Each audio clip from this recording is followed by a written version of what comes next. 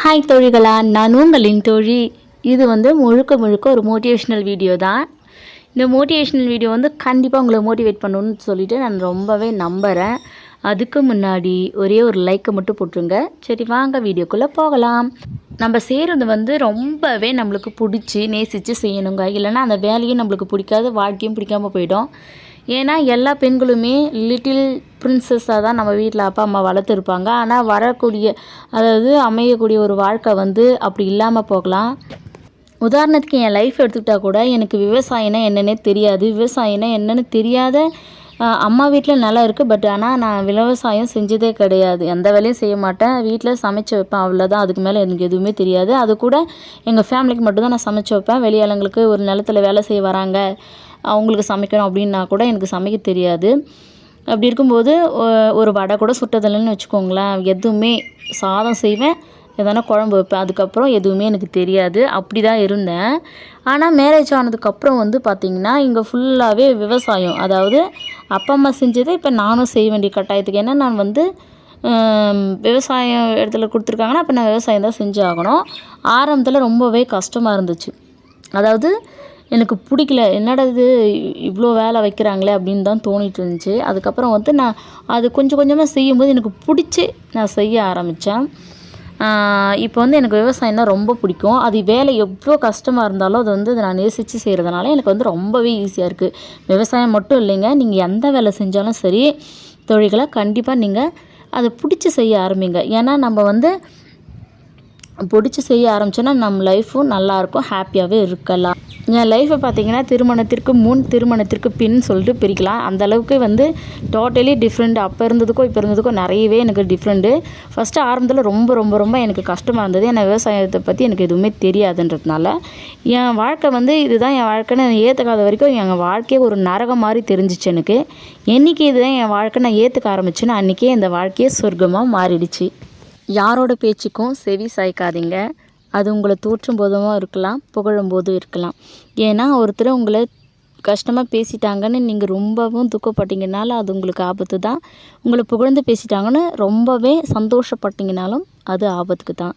ஏன்னா யாருமே எதுவுமே இங்கே நிரந்தரம் இல்லை. எப்போவுமே ஒரு சமநிலையாக நம்ம போக கற்றுக்கணும். உங்களை தூற்றும் போதும் சரி, புகழும் போதும் சரி, சமநிலை ரொம்பவே அவசியம். யாராவது உங்களை தப்பாக சொல்லிட்டாங்கன்னா உடனே அவங்களுக்கு விளக்கம் கொடுக்க ஆரம்பிச்சிடுங்க. தயவு செஞ்சு அந்தமாரி பண்ணாதீங்க. நீங்கள் என்ன பண்ணுவீங்க, ஐயோ என்னை தப்பாக பேசிட்டாங்க, என்னை தப்பாக நினச்சிட்டாங்க, அவங்க என்ன நினைப்பாங்களோ, தயவு செஞ்சு அந்தமாதிரி நினைக்காதீங்க. நீங்களே விளக்கம் கொடுக்க ஆரம்பிப்பீங்க. உங்களை புரிஞ்சுக்கிட்டவங்க என்றைக்குமே உங்களை பற்றி தப்பாகவும் பேசவும் மாட்டாங்க. தப்பாக சொன்னாலும் அதை ஏற்றுக்கவும் மாட்டாங்க. அப்போனா அவங்க புரிஞ்சுக்கலன்னு அர்த்தம். அவங்கள மரியாதைக்குரிய இடத்துல நீங்கள் இல்லைன்னு அர்த்தம். ஸோ அவங்களுக்கு நீங்கள் விளக்கம் கொடுக்கணும் எந்த அவசியமும் இல்லை. சிலர் பார்த்திங்கன்னா ரொம்ப ஒரு நயவஞ்சகமாக நம்மளுக்கு ஒரு புகழ்ச்சி கொடுத்துக்கிட்டே இருப்பாங்க. நீ அப்படிப்பட்டாள், நீ இப்படிப்பட்டாள், நீ வள்ளல் வாரி வள்ளல் அப்படின்னு சொல்லி நம்மளை புகழ்ந்து பேசுகிறாங்க. அந்த புகழில் மயங்கி அவங்க எது சொன்னாலும் நீங்கள் ஆமாம் சாமி போட்டுட்ருப்பீங்க. அது உங்களுக்கே தெரியாமல் இருக்கும். தயவு செஞ்சு யார் ஒருத்தர் புகழ்ந்தாலும் அதை நம்பாதீங்க. அப்படியே நம்பினாலும் அதுக்கு அடிமையாயிடாதீங்க அந்த புகழ்ச்சிக்கு. உங்களோட கவனம், உங்களுடைய நினைப்பு எல்லாமே உங்கள் கோலை நோக்கி தான் இருக்கணும், மற்றவங்க நோக்கி இருக்கக்கூடாது. உங்கள் கோலில் நீங்கள் அச்சீவ் பண்ணணும்னு நினச்சிங்கன்னா கண்டிப்பாக உங்கள் கோல் நோக்கி விடுங்க. நிறைய பேர் அடுத்தவங்க வாழ்க்கையை பார்த்துட்டு அடுத்தவங்க வாழ்க்கையை டிஸ்டர்ப் பண்ணிவிட்டு அப்படியே இருக்காதீங்க. இல்லை உங்கள் வாழ்க்கையை டிஸ்டர்ப் பண்ணாங்களோ அதையே யோசிச்சுட்டு இருக்காதீங்க. உங்களுடைய கோல் என்ன, என்னுடைய கோல் என்ன, என் பசங்க நல்லா படிக்கணும், என் லைஃப் நல்லா இருக்கணும், ஃப்யூச்சர் நல்லா இருக்கணும், இப்படி நீங்கள் யோசிக்கிறீங்கன்னா அதுக்கு உண்டான ஸ்டெப்பு நீங்கள் என்ன எடுத்திருக்கீங்க அப்படின்னு ஒன்று இருக்குது இல்லையா. நிறைய பேர் என்ன பண்ணுவீங்க, என் பிள்ளைங்க நல்லா படிக்கணும் நான் அப்படின்னு நினைப்பீங்க. ஆனால் உங்கள் பிள்ளைங்க நல்லா படிக்கிறதுக்கு உங்களால் முடிஞ்ச முயற்சி ஏதாச்சும் கொடுத்துருக்கீங்களா அப்படின்னு பார்த்தா நிறைய பேர் இல்லை. நீங்கள் பாட்டு செல்லு நோண்டிட்டு இருப்பீங்க. நீங்கள் படித்தேன்னு சொல்லுவாங்க பசங்க, அப்படி போயிட்டுருப்பீங்க.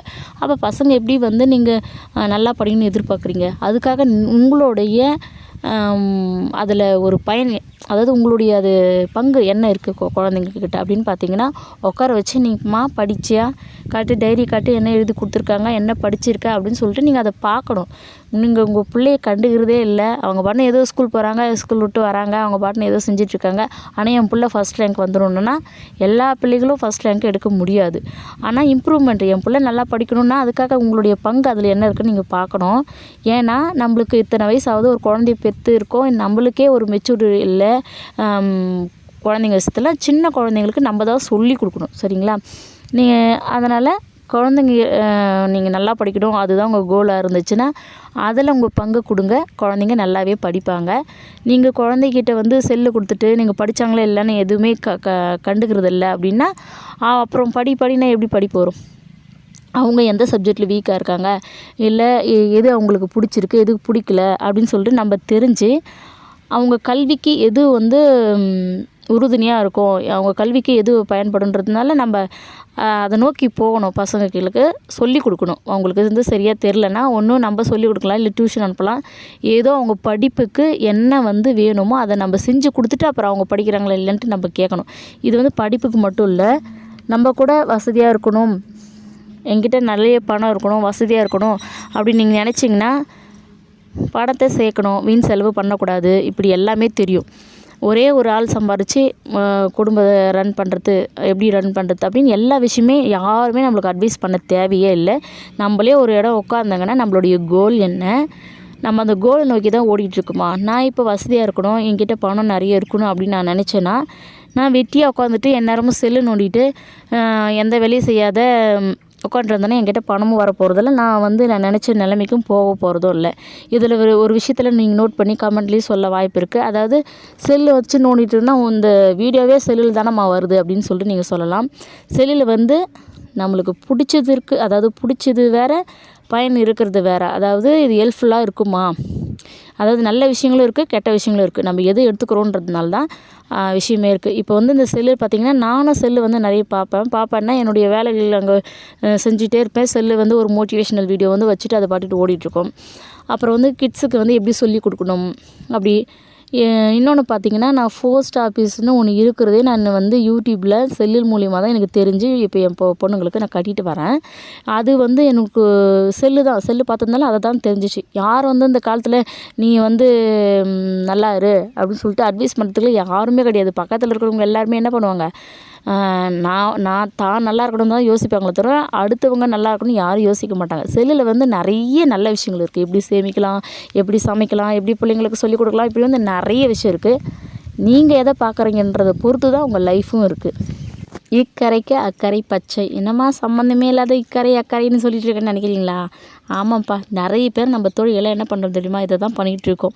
அவள் லைஃப் பற்றி அவளுக்கு என்னம்மா, அவள் பெரிய பணக்காரியை ரொம்ப வசதியான விட்டு போனா அவனா அப்படி இருக்கா இப்படி இருக்கா அப்படின்னு சொல்லிட்டு நம்ம ஓவர் பில்டப்பாக நம்மளும் அப்படி தான் நினைப்போம், அவங்களும் ஓவர் பில்டப் தான் கொடுப்பாங்க. பட் அவங்க வீட்டில் போய் பார்த்தா தான் தெரியும் அவங்க சூழ்நிலையே வேறு மாதிரி இருக்கும். நம்மக்கிட்ட பில்டப் போடுறது அப்படி விடுவாங்க, நம்மளுக்கும் பார்க்குறதுக்கு அப்படி தெரியும். அதனால் அவங்க லைஃபு இவங்க லைஃப்னு யார் லைஃபையும் பார்த்து ஐயோ இப்படி இருக்காங்களேன்னு சொல்லிட்டு கறிக்காய்க்க போகிற பச்சை தான் தெரியும். அதனால் அதை விட்டுட்டு நம்ம லைஃப்பில் என்ன பண்ணலாம், நம்ம லைஃப் எப்படி நல்லா கொண்டு போகலான்னு சொல்லிட்டு நம்ம லைஃப் பார்த்திங்கன்னா லைஃபே சூப்பராக ஹாப்பியாக இருக்குங்க. தயவு செஞ்சு அடுத்தவங்களுடைய வாழ்க்கையை கம்பேர் பண்ணவே பண்ணாதீங்க. நம்ம வாழ்க்கை இதை விட பெட்டராக எப்படி எடுத்துகிட்டு போகலான்னு சொல்லிட்டு பெட்டராக அடுத்தடுத்த வருஷம் பெட்டராக கொண்டு போகலான்னு தவிர அடுத்தவங்க வாழ்க்கையை நம்ம வாழ்க்கையும் எப்போவுமே கம்பேர் பண்ணாதீங்க. அடுத்த வீடியோ சந்திப்போம்.